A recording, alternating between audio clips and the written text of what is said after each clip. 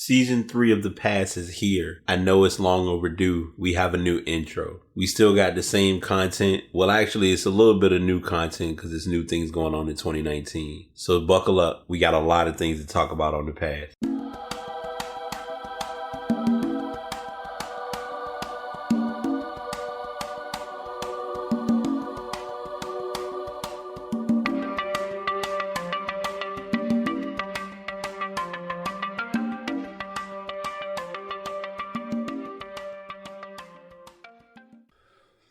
What is up, y'all? What's going on? Episode 234 of The Past is here. I'm your host, BT. I am back at my normal locale where I normally record shows, or where a lot of shows used to be consistently recorded, aka the library, aka the spot that set it off. And I gotta admit, it feels good, man. I don't know how else to put it. As you can see by the title, there will be a lot of messages passed through this show. Normally, we get on here, I throw y'all a whole lot of stories, and we just kind of run with it. But today, it's a little different. There are a lot of topics to get into that occurred within the past couple of days because, as many of you know, the shows kind of fluctuate. Usually on my weekend shows, it's a lot of information because of the amount of time from the last show being done. And then from that show up until the following show, which is usually on Thursday, the Thursday shows is not that they don't get much love. It's a matter of what stories are hitting or what information has occurred. So I'm going to get right into it with this week's information and updates. First things first, I'll go ahead and talk about two stories that I don't have, but I'm going to bring them to light because one just broke today and the other one, I'm kind of pulling it away from stuff, but I'm going to still bring it to attention. And if that just came up on the microphone, my bad. First and foremost, Jason Witten is coming out of retirement for Dallas. Last season, he was an analyst on Monday Night Football. He did pretty good, but he did decide that he wanted to indeed come back to play for the Dallas Cowboys. His goal or his objective of coming back is that he wants to see if they can make a final push or a final run for the playoffs, possibly a Super Bowl. Good luck on that. That's kind of the nicest way I can put it. The second thing I'm going to talk about, and this was initially not going to be in my podcast, but I've heard a lot about it. I've read a little bit of information on it, and I've seen a lot of social media posts about it. So I want to address it on my show, only because, not saying if I don't, I'm going to get backlash, because I know many listeners understand there are some things that I may or may not think about, but it's important to factor in. But I have no children, so the story that leaked, or the information, what didn't leak, but it's the announcement of the Momo chick, or the girl who's been telling kids on YouTube Kids channel to do things that they shouldn't be doing in their homes. That's gotten out of control, and that's the best way I can put it. The police are trying to get involved with this, and they're trying to figure out a solution behind it.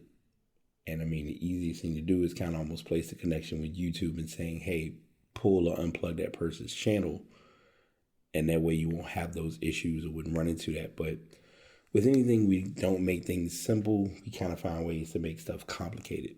And that's the cleanest or calmest way to put it.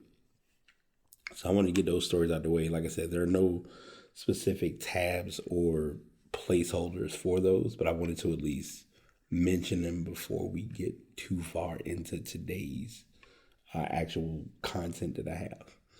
So first up, and this story, I misread it when I was reading it yesterday, but it turns out this is a unexpected move, but a move that has occurred nonetheless. Central Methodist University, which is located in Missouri, has signed a has provided a letter of intent to their first female, it's the first female to sign a letter of intent for a position that's not a kicker. And this is a very, I won't say puzzling story. This is a very equal yet challenging story. And I'll kind of read a little bit of it and explain.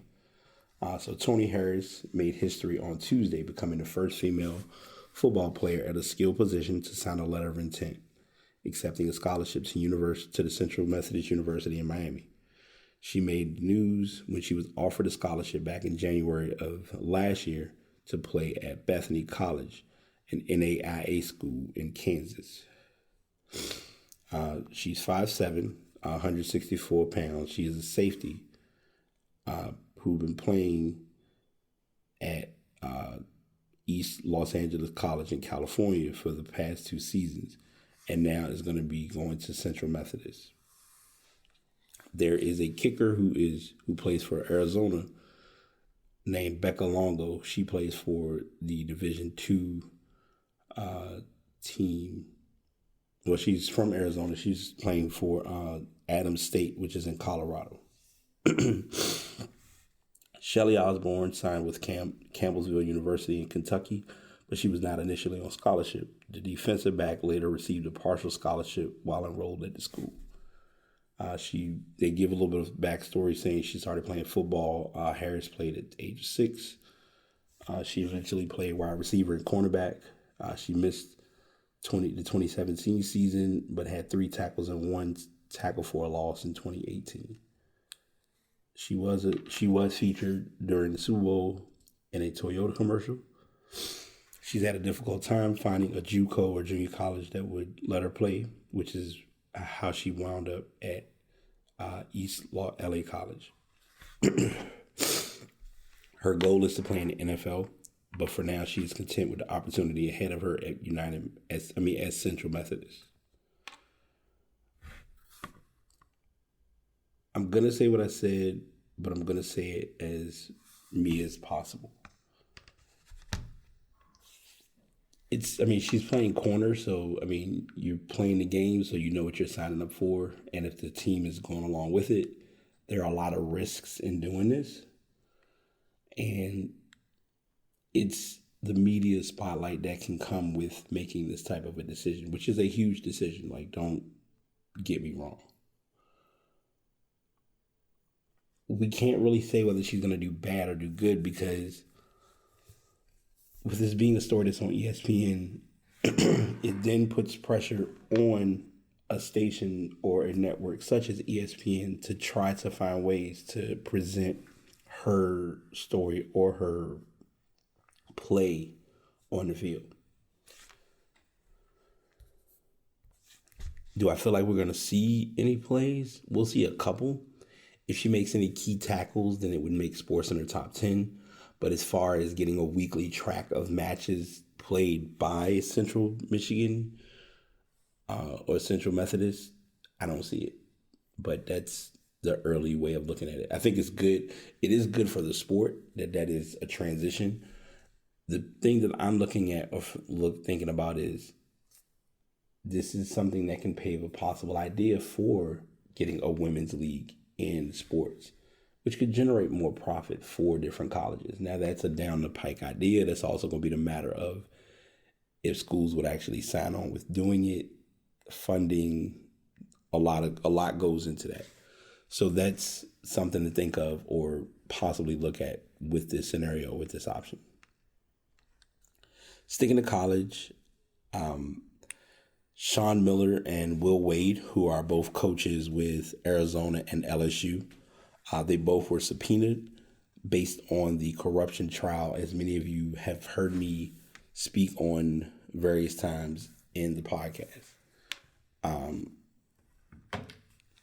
Attorneys representing the 2 remaining defendants in a federal criminal trial involving college basketball's corruption have notified representatives of Arizona's Sean Miller and LSU's Will Wade that the coaches will be subpoenaed to testify at the April trial in New York. Evidence during an October criminal trial suggests that Miller and Wade had relationships with Christian Dawkins, a runner for former for NBA agent Andy Miller, who was attempting to launch his own management agency. Dawkins and former Adidas consultant Merle Code face federal bribery charges in the April trial. They are accused of bribing 3 former assistant coaches, Arizona's Emmanuel Book Richardson, Oklahoma State's Lamont Evans, and USC's Tony Bland, to steer players to certain financial advisors and Dawkins' fledgling management company once they turned pro. Yahoo Sports first reported details about the subpoena notifications. Richardson, Evans, and Bland, who were accused of accepting as much as $22,000 in bribes from Code and Dawkins, reached plea agreements with federal prosecutors. It is unknown whether they will testify at the upcoming trial. Defense attorneys have not yet decided whether they will subpoena other coaches, including Creighton's Greg McDermott. Dawkins' attorney, Steve Haney of Detroit, told ESPN last month that he anticipated more evidence of widespread recruiting violations, some of which was captured by FBI wiretaps on Dawkins' phone, to be revealed during the April trial. I believe there is conduct in this case that is not charged with in the indictment, and it needs to come out. We want the truth to come out, and it will come out. This was stated by Stephen Haney. An outside the lines and analysis of Dawkins' cell phone records from May 3rd of 2017 to July the 2nd of 2017 shows there were at least 13 phone calls involving a cell number belonging to Sean Miller. The records show that each of the calls Dawkins made to or received from the number associated with Miller lasted at least 5 minutes. During the October trial, Brian Bowen Sr., the father of former Louisville signee Brian Bowen II, testified that Dawkins told him that Arizona assistant coach Joe Pasternak offered $50,000 for Bowen to sign with the Wildcats. Pasternak is now the head coach at UC Santa Barbara. There's more to the story, and I'm not going to read everything A to Z, but this is kind of the evident and obvious proof that the finance side of basketball is getting a little out of hand. And I'm only saying this the way that I am because we gave it attention and we saw it and we tried to do our best not acknowledging it, but now it's kind of evident that it's a business, and a lot of teams and or a lot of coaches get involved or possibly get involved not knowing the consequences of this. When you put money on the table or when you put money into the equation, it causes for a more tenuous based process. And here's why I say that. These kids, and I'm saying it just like I'm referring to it, these kids who are 16, 17, 18, maybe 19 years old, don't have a dime to their name.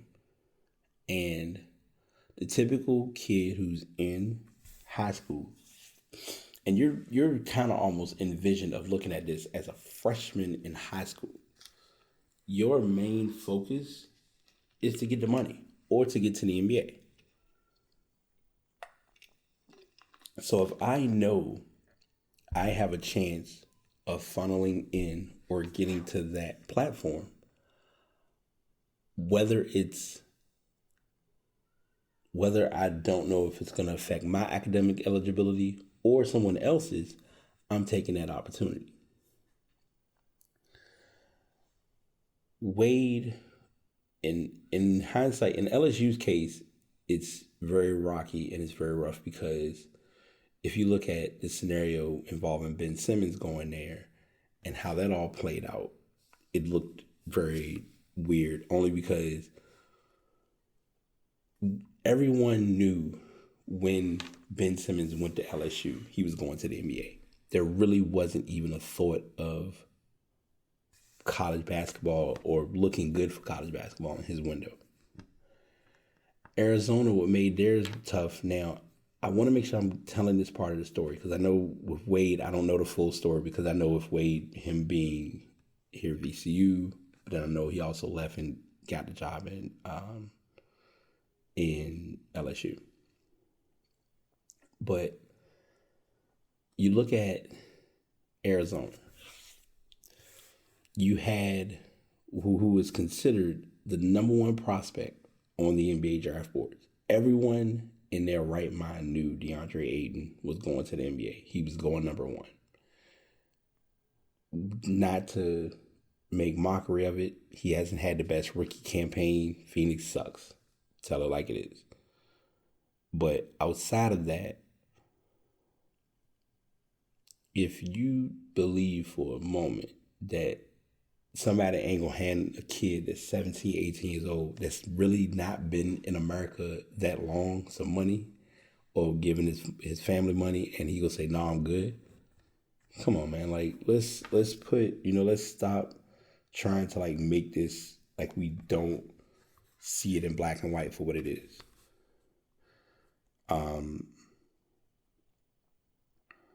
Let's see. And this is, I'm going by the recent situation, but in this article, they're talking about, they gave an example in a September 5th, 2017 email Dawkins sent to his business partner, Munish Sood. He detailed payments he planned to make to Alkins and his cousin, Rodney Labossiere. Labossiere, who grew up in Alkins in New York, moved to Tucson, Arizona in September 2017, according to property records reviewed by Outside the Lines. Dawkins wrote that he planned to pay Alkins $2,500 per month from September 2017 through April of 2018, when Alkins was still playing for Arizona, plus $30,000 in travel expenses for his family. He also wanted to give Labossiere a 4-year deal to work as a manager for a sports management company. Rodney will get 25% of net income we generate from Rawls as well as additional players he brings moving forward. Like I said, reading all this, it's all numbers and fluff, but it just gives you the hindsight and the evidence of the reality. The Adidas deal and the involvement with these companies and them and kids going to these different AAU events, it's all evident and clear. If it's not presented in its immediate moment, something's going to make it look evident when a person doesn't look at certain schools. I'm using him as an example. I'm going to leave this story a little short, but I'm going to explain it as clear as I can. When I talked about it on the podcast a couple years ago for Brian Bowen going to Louisville and him having Louisville on his quote-unquote radar at the time he didn't look right. Because when a kid looks at different schools, there are certain schools that are kind of mentioned or addressed as, hey, we're giving an offer, or we have an offer on the table, or we're looking at wanting you to come to our school. Whether it's for a year, whether you're going to stay 4 years or whatever. Louisville wasn't on his list. So for his list to change and suddenly Louisville came in the mix, was an eye-opening experience. It's early. I don't want to say it because I don't want to jinx them for this being the case.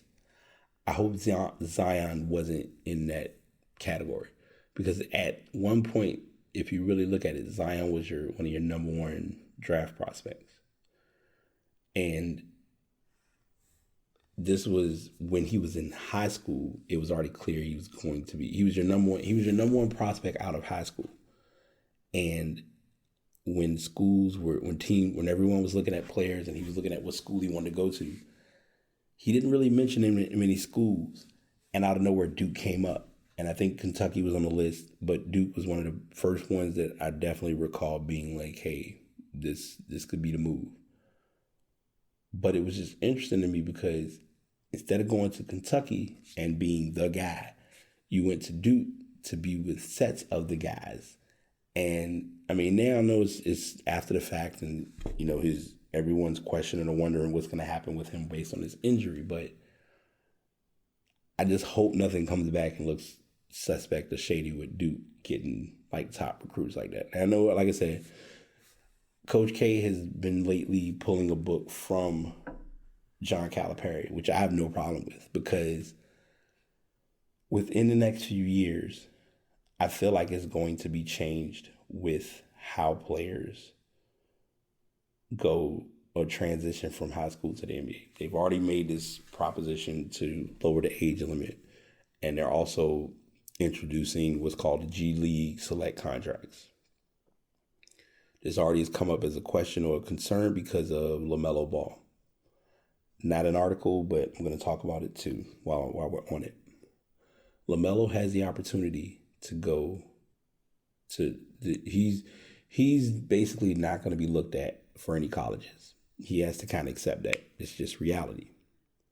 That being said, now that you're in a position to see what your career, or if you're trying to get to the NBA, hit that G League select contract for a year, and if you do good, 2020 draft, you could possibly get a spot in the NBA. It's kind of your best option right now. And I think this got introduced too because of the kid last year who declared for Syracuse, decommitted from Syracuse, and then went to the G League, and now has a chance to possibly be in the draft this upcoming season. So just a lot going on with LSU and Arizona with their coaches. And if we get more information regarding the FBI probe and what comes from that, it'll come back. It'll come up on the show again. This story, I had to kind of do a double take, because anytime you read or hear stories about this, the first thing you always think is, this athlete is in a financial disposition and they need to do something to get things back on track. In this case, he was doing it for an auction. But Kareem Abdul-Jabbar, who many know is one of the best players in the NBA, put 4 of his championship rings up for auction. And they were the 1980, 1985, 1987, and 1988 championship rings he earned. He placed these items up on Golden Auctions, and those proceeds would be going to the Skyhook Foundation charity to help benefit kids learn about science, technology, engineering, and math. I believe this is a great thing. Like I said, when I first read it, first thing popped in my head, this is for a financial hit. But in reality, he's doing it to give back, and I have no problem with that. He did play his final game of basketball in 1989.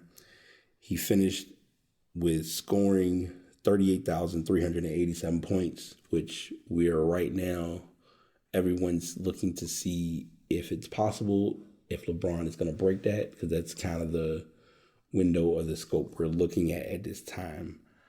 If I remember correctly, I think right now LeBron's in the top 5, because I've kept up with this story, but I don't keep up with it only because it's too early to really look at what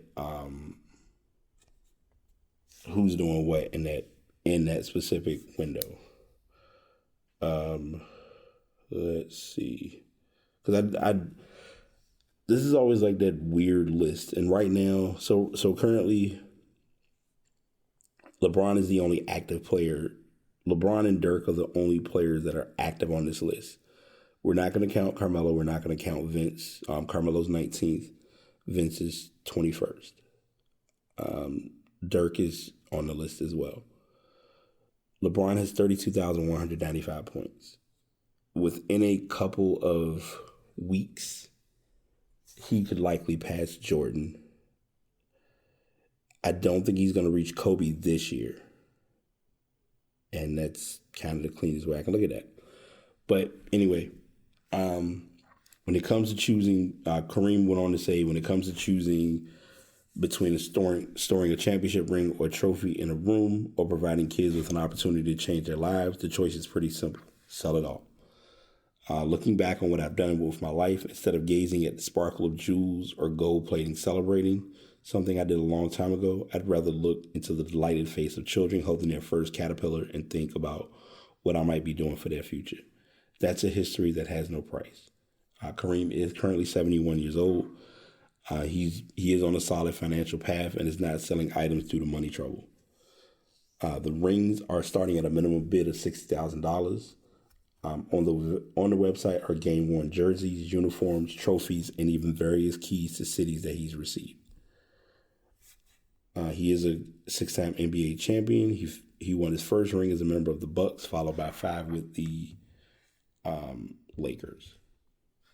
Again, like I said, this is I think it's a great thing. I'm glad he's doing something. It's a convenient yet simple way of giving back, and I have no knock against that at all. I don't believe we talked about Johnny Manziel when he did this feat of throwing a lot of interceptions in one of his first games in the CFL, but somehow he has been barred from the CFL due to him contravening the agreement, which made him eligible to play. His contract has been terminated. No other teams in the league can register a contract with him, and he had full rights. Montreal was the initial team he was with. They had his rights for 2 seasons.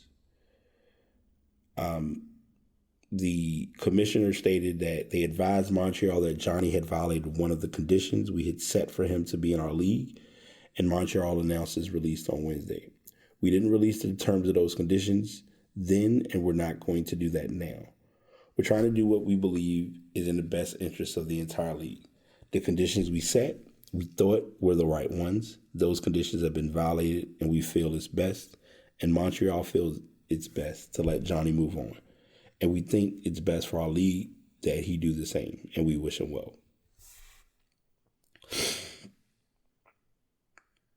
There's something underlying with this, and I don't want to assume too much blindly. Johnny Manziel did post, he said, I want to thank Coach Sherman, my teammates, and the CFL fans.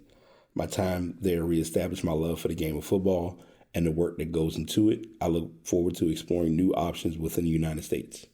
Maybe that means he'll be looking to try and get to a team in the NFL, even though NFL quarterback carousels are very out of control, but it's all another story.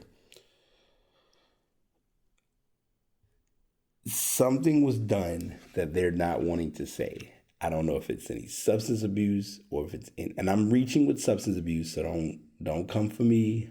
I'm just making a statement. Something happened. And whatever he did, he's paying for it now. The repercussion factor is going to be blind because there's really no telling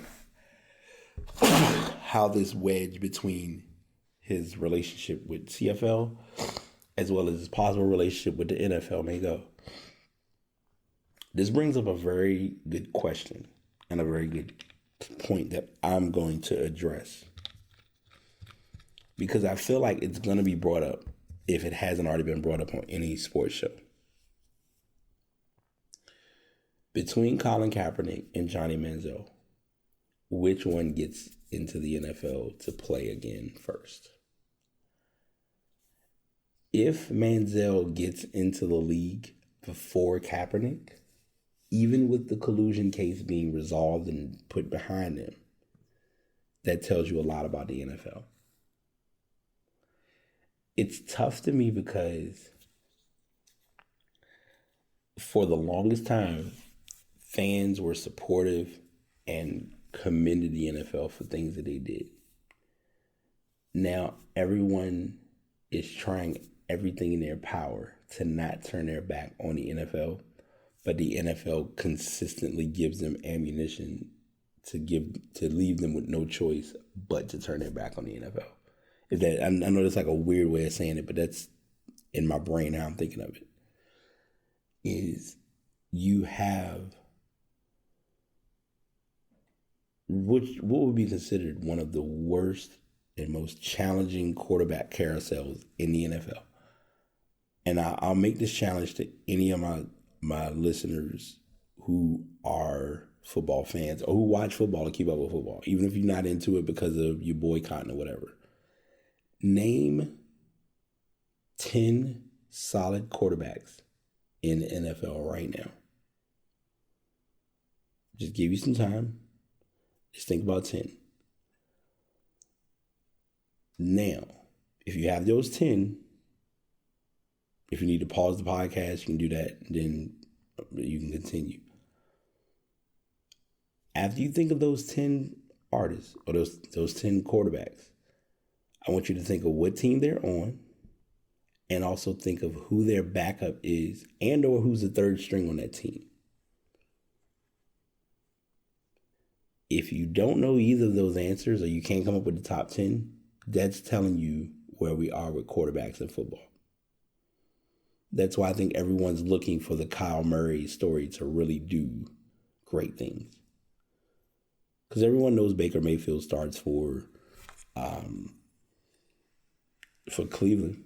We don't know the backup. I know it's I think it was Tyrod Taylor, might be. Like EJ Manuel was out of there in no time. Marcus Vick gone. Like and I'm naming a lot of black quarterbacks in my direct statement. But if you really look at most of your quarterbacks in the NFL, you really don't have many. We don't know who Tom Brady's backup is. I think it's Brian Hoyer, if I'm not mistaken. And I just happen to know that just from thinking about it, sitting here talking about it. But we really haven't seen or heard as much from those guys who were supposed to be stars on various teams. So I just wanted to point that out as far as a unique but an unexpected story from football. This story, I'm a lot of the stories I've been reading to you today are in different stories, but they're stories that hit my feed, and they're things that I've been thinking about and looking at. Like, I would have never thought about that, but it's something that is a topic and it's something that's going on. And I'm not sure if any of your major stories or your major sports shows are even talking about these topics, even with them being on their expected platforms. Royce White used to play. He previously was in the NBA. He was drafted by the Rockets back in 2012. Wasn't really having a good career. And there were also issues with his anxiety.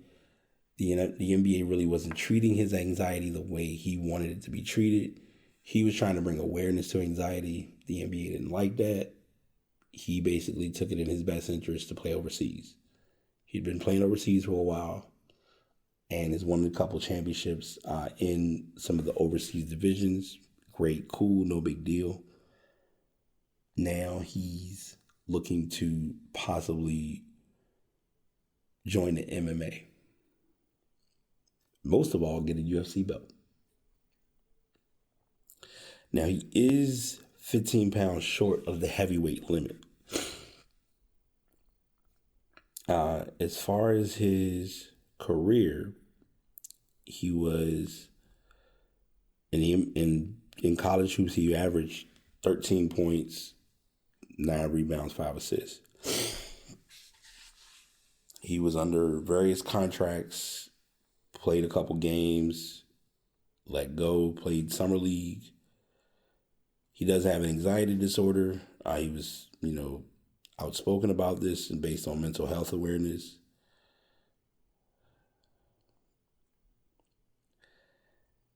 I don't know how to feel about this because I don't know if him, and I know I usually say this on a lot of topics, but this one I'm really kind of like unsure because the connection and the link of having your issue. No, let me go back. Personally, I've never had mental health. I've never had anxiety. I've never really had depression either. I've just kind of went through phases where things just weren't good, but it wasn't never to that point. So I want to put all of those disclosures on the table first. That being said, dealing with what he's dealing with, which even if I personally haven't dealt with it, I don't know how that will translate or could translate in the octagon. Because if you're fighting against someone that their goal is to knock your head off, that could not really, I don't know how good that is for you mentally.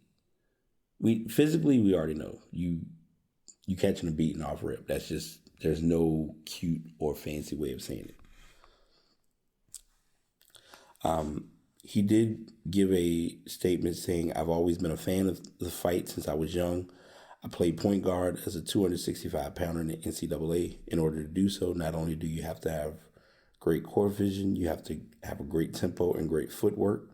Those things naturally translate to the fight game. I'm excited about it, but more so than anything, I'm excited about learning this thing I've loved from the sidelines for so long and applying it. Watching it on the sidelines and participating are two different things."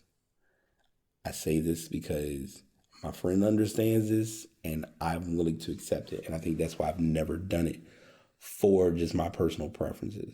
I love watching soccer. I played basketball a lot growing up as a kid. I still can play ball. But me getting out there and playing soccer is a different monster from playing basketball. I commend anyone who can do it because it is not easy whatsoever.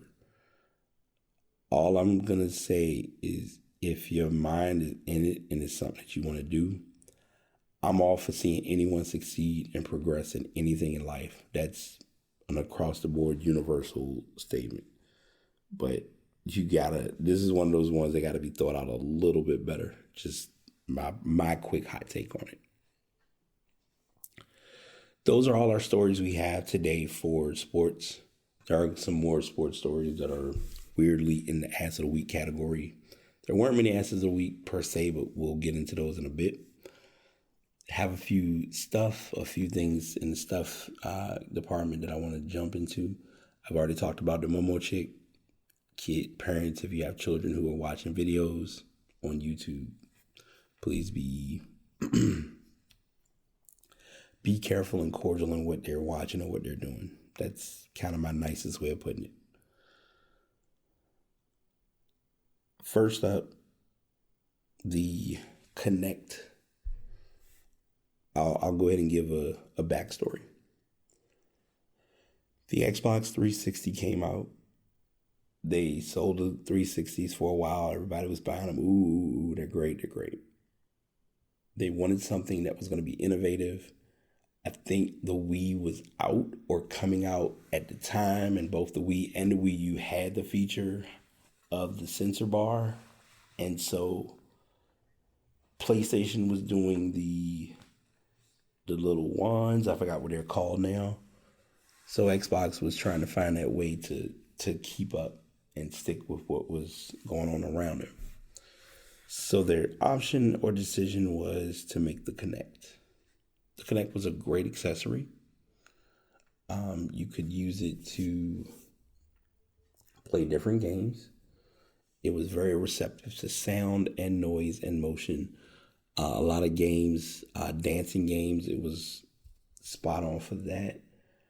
And it didn't really stick. They thought it was going to stick because when they sold the Xbox Ones, this was an accessory that either came with your Xbox One or people were buying it looking to use it with their Xbox One. Those days came and went. The Xbox One still is kind of holding its own, but the Kinect basically is not really talked about. So now you have Microsoft trying to find a way to still get a Kinect usage, but not have it be with that massively large form factor that the Kinect was known for on the consoles. So now it's been turned into a PC peripheral that is looked to be used for developers. This has been named as the Azure Kinect Developer Kit. It contains the AI sensors, of the camera. It includes a 12 megapixel RGB camera and a 1 megapixel depth camera. They're already using the Kinect sensors for research, apps, and many other alternative uses.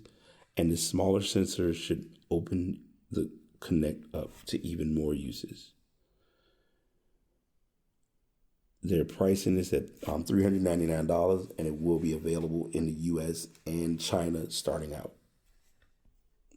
That's kind of the cut and dry version of that story. Do I see people buying it? No.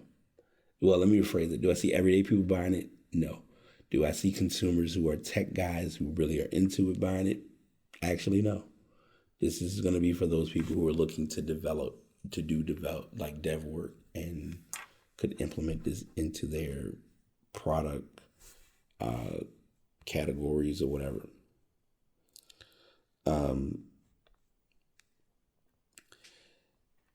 I don't know how to feel about this one either. Like, this is, and let me state this on record before I go any further.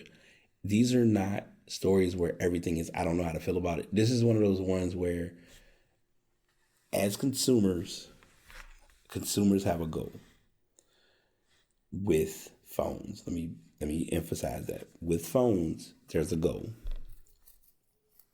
The goal with having a phone is to be able to use your phone for as long of the day as possible. But an 18,000 milliamp phone, I don't know if I need that much phone. Because what's amazing to me is even with you having this much phone, someone will still find a way to use the phone through the entire day.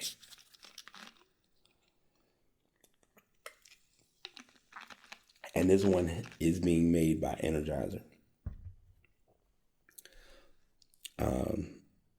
They've developed some dummy phone models at the MWC with a high capacity battery. But this one came along known as the P18K Pop. Thicker than any battery pack that you own. It is a 18,000 milliamp battery with a smartphone stuck to it. And they give you images of it. They heard the Energizer had a working model, which is looking to be launched in June. They used, the person who wrote this article did state that they did think it was another dummy model for a hot minute. He then goes on to say, but ahead of the other specs, I'm mostly here to pretty much cheerlead a phone that's bound to have an incredible battery life, which is not only my major issues with smartphones I own or have owned, but is going to get even worse when phones are toting tablet-sized displays, double screens, or 4K OLED. The P18K Pop is 18 millimeters thick. In comparison, my iPhone X is 7.7 millimeters deep, making it almost 3 iPhones thick at its thinnest point.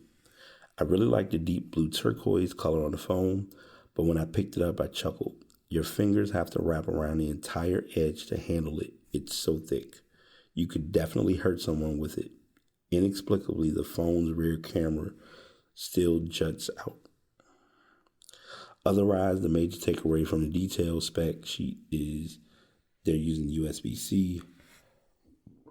You can expect a fully charged phone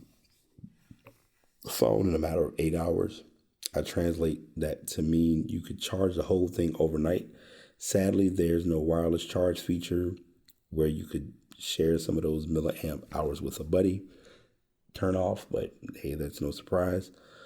The phone that's attached to the giant power cell isn't going to blow you away, but there are a few nice touches like a pop-up selfie camera, thus the pop suffix, triple 12 megapixel camera that includes a depth sensor, 12 megapixel, and a seemingly unchanged Android 9.0 OS. It also has an FM radio built in, yay. I felt a little rough around the fat edges, and watching Arun Maini play around with the phone, it didn't look as smooth as flagship devices. But that is not why I'm talking about an Energizer phone. I just want the battery. Oh, half that battery. I'm going to go ahead and do something because usually I rarely would do this, but it's only because I can't. Currently, my phone is at 75%, and that is since I left home. Most of that usage was from me just being here in the library, messing around with the phone. But in hindsight, no one really, if we go back, because I almost have to look at older phones we had. Like, I'm thinking of the Sidekicks. I'm thinking of the Motorola flip phones. I'm thinking of all of the phones we've had over the years. The G1s, the Evos, the Fenders. Those phones, whether we really want to acknowledge it or not, battery life wasn't as much of an issue as it is now. People expect their cell phone to last them at least 2 days. Minimum. And the reality is, getting a full day's worth of usage out of a phone is impossible if you're on the phone all day. And our problem with technology, and I'm going to say this and then I'm going to go into the next topic, is you can't expect a phone to fully charge while you're using the phone. I know I've talked about this before on the podcast, so if you've heard this before, my bad. Let technology get its charge. Give it time to recoup. As a person, when you're sleeping, you can't expect to sleep and you can't expect to get energy, like be doing things and still recharging at the same time. You have to recharge, rest up. Then when you're awake, and you go through your day. You can't do both at the same time. It's humanly impossible. I don't care who you are. I don't care how you sell it to me. You just can't do it. Our final story for stuff this week is that we're early. It's only February, but it's good to bring up Evo's playlist for August. They have indeed confirmed that Smash Melee will be removed. So for all of you Melee fans, do not get upset. They're removing Melee and putting Ultimate in place of Melee. If you really look at Ultimate's gameplay, you're not really going to see a drastic difference. The difference for most people is obviously going to be the meta.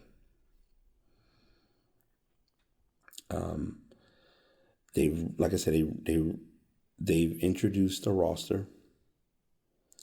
The full lineup for the finals that they're going to have is going to include Street Fighter V Arcade Edition, Tekken 7, BlazBlue Cross Tag Battle. Those are your big ones. The remaining games are Dragon Ball FighterZ, Soul Calibur 6, Mortal Kombat 11. Your newbies are going to be Under Night In-Birth EXE and Samurai Showdown. I'll be honest, this is a pretty good list. We knew Dragon Ball FighterZ was coming back because this is going to be the second year for that Evo. This will be Ultimate's first year. So you have Ultimate's first year, you have Mortal Kombat 11's first year, you have Samurai Showdown's first year, as well as Soul Calibur 6's first year. So those are going to draw a wider crowd to Evo. But most importantly, Ultimate coming in and replacing Melee is definitely a big deal. Melee made the list, or was added to Evo in 07, but it was replaced by Smash Brawl for Wii. It did return to the event in 2013 based on the community. Its popularity saw it come back for 5 tournaments in a row, including last year's Evo. So it's just kind of, you almost can say it's a trade in hindsight, which if you know the Evo and the fighting game community, it's an equal trade-off in hindsight, because Melee is still going to get played. Like, it's, let's see, it's all, that's in August. I believe it's in July or September when you have SmashCon. At SmashCon, they're going to have Melee. So you're not losing Melee altogether. So it's a big hoopla, big deal for them for that. AirPod Escape, Music Escape, I have been trying to, I went back because I heard a lot by 21 Savage. I wanted to give the album another chance. I listened to it.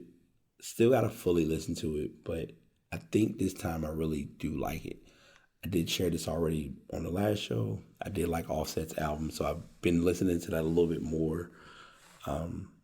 Waiting for tomorrow to see if any new artists if any artists are bringing out new music.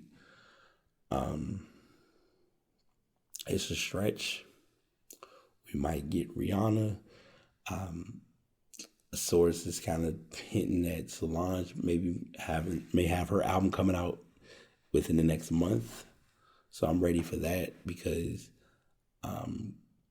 Cranes in the Sky was great. I mean, that was a good record. That album as a whole was a good album. So if we get another album from her, I'm ready for it. So we'll see how that all turns out. Now our ass of the week. So Ja Rule took the stage at last Saturday's Timberwolves Bucks game.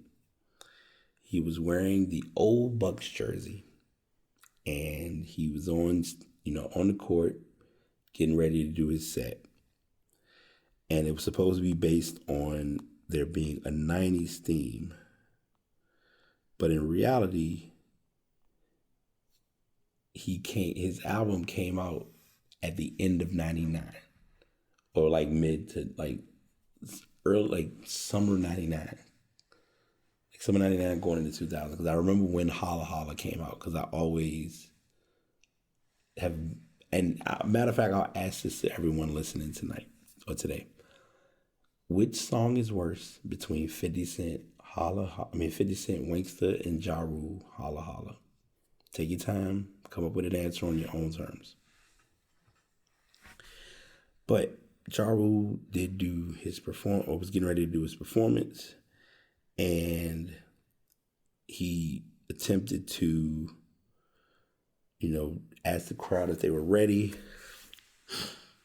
And everybody just kind of sat there, and there was really not much of a response. And he says, "I guess not." And then he went through his set. While this was all going on, what makes this ass of the week and why I like this is because even in the midst of him attempting to get started, Giannis is coming out preparing for the second half, and he's in his motion of trying to get his jump shots up during the performance. I also place this as ass of the week because, of all things, they put up a message saying that the Ja Rule puts up, "You just jinx yourself talking to a god this way. You're cursed now. You won't win a championship for the next 30 years.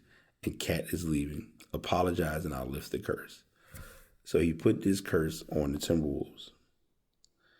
And this, of course, this coming from someone who just had a lot of flack for his Fire Festival, which I still want to look at that on Netflix, but I haven't really rushed to Netflix to look for that. So that's one of our asses of the week.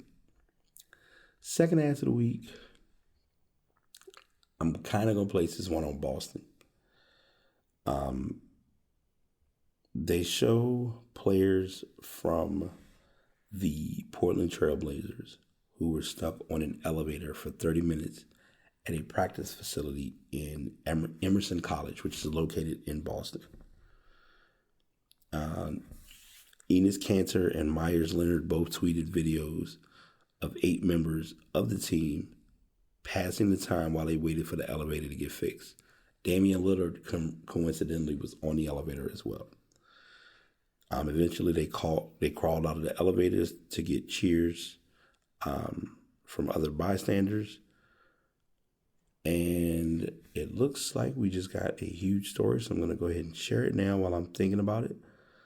It looks as though Bryce Harper has signed a $330 million contract with the Phillies.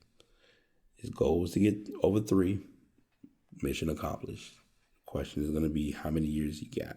So we're going to see if it gives us that really quick. And then I'm going to come back to the ads of the week. Because I like to give, if information hits, I want to go ahead and get it while it's fresh. The deal is, let's see. The deal is worth $330 million. They don't tell how many years. So we'll probably get that soon because they don't want to give too many deals, they don't want to give too many details of the deal as of yet. But anywho, that is, they did say no one was injured during the incident, and they apologized for the disruption that this caused. Now, my other favorite part of the show that I wanted to address, because it's been something that I've thought about and I feel needs to be shared. So I'm going to go ahead and bring this to the table. These are 2 parts, so just work with me here and we'll make this fun. Number 1, and this is something that I just want people to really get in their head and really get an understanding of. And I'm going to do a blog about this to kind of make it a little bit more tasteful and more transparent. There's no one out here who can define or term the typical or everyday nerd. And I'm not pointing any fingers. I'm not throwing any shade. I'm just making general conversation about this because everyone's form of nerding is going to be different. There's no getting around it. I share that because there are some people who are very knowledgeable at different things and don't realize the amount of knowledge they have in their skill or their craft. And so because of that, that practically puts you in the category of being a nerd. If you're very knowledgeable about how many championships LeBron has won, how many times he's lost in the finals, that's a form of nerding. If you know who was the main character in Game of Thrones and when he or she died in what season, that's a form of nerding. If you can memorize different comic books in their form, that's a form of nerding. My 2 nerd elements that have always stuck have been in music and how I listen to music and sports. When it comes to sports and when it comes to information related to sports, I can talk it out pretty well. Now, the third one, obviously, since I'm working with it now, is computers. Being on, using, participating, involved with a computer, there's no getting around it. I know a computer inside out. Windows, Mac, whatever. So we, as people, have to know that there's not a one solid, stable definition of a nerd. And we got to get that in our minds to realize everyone's knowledge of things doesn't impact the lack of knowledge that others don't have. Because the only way that we learn together is by growing together. So that's number 1. Number 2 is an old topic, but I'm going to bring surface to it because it's important. And it's something that I feel needs to be addressed. The creator of the graphical interface file has confirmed for the longest time that these files have been called GIFs. Well, he wrote an article came to light that stated that the term is pronounced GIF. I'm going to share this one time and one time only. And I'm passing this message to everyone listening. I don't care who you are. I don't care how. You can correct memes or memes or whatever, but memes are what they are. But GIFs, leave it alone. It is a GIF. If you are sitting here and arguing with someone and calling it a GIF, that means everyone who went to school and did any type of graphic design has done it wrong for years. Because we do not call JPEGs JPEGs. And most importantly, the peanut butter that is in stores is called JIF. JIF. Not GIF. If you cannot distinguish those two, I don't trust you. That is all I have this week for the show. I probably sound worse than I did last week, but I wanted to get this off of my chest, and I wanted to share this with everyone listening because I know there's been a lot going on. I have talked with someone who could possibly be coming on soon as a guest. I want y'all to be sure. I did want to share the two guys I had on a couple weeks ago. They're still working on getting things ironed out for working on their show. So whenever they're up and running, I'm definitely looking to get them the exposure needed. But I wanted to at least, take time and be transparent. And today is the last day of Black History Month, so I want to share this as an ending of the month, but also a message to anyone for the year. Support your own. Because if we don't support each other, we have no way to grow. So those are my messages I'm passing to you all. As always, thank y'all for tuning in. Be sure to check out next week's show. Definitely a lot of information to dive into. I think we're going to be talking about the rise and fall of the Lakers. That's likely going to happen because, Lord Jesus, they need help. Bless them. But all of that, just going to close out here. Y'all take it easy. Pat signing out. Another episode is in the books. Thanks to everyone for tuning in. As I always share, if you'd like to get into podcasting, you can check out Spreaker.com. And if you're looking to invest in a microphone or if you're looking to genuinely start with recording, I use the Blue Yeti microphone, but you may prefer to do the Samson Meteor. Just know that if it's your craft and it's something that you're meant to do it and do it well. That's my main thing to tell people about 2019. Do it and be reliable. Y'all take it easy.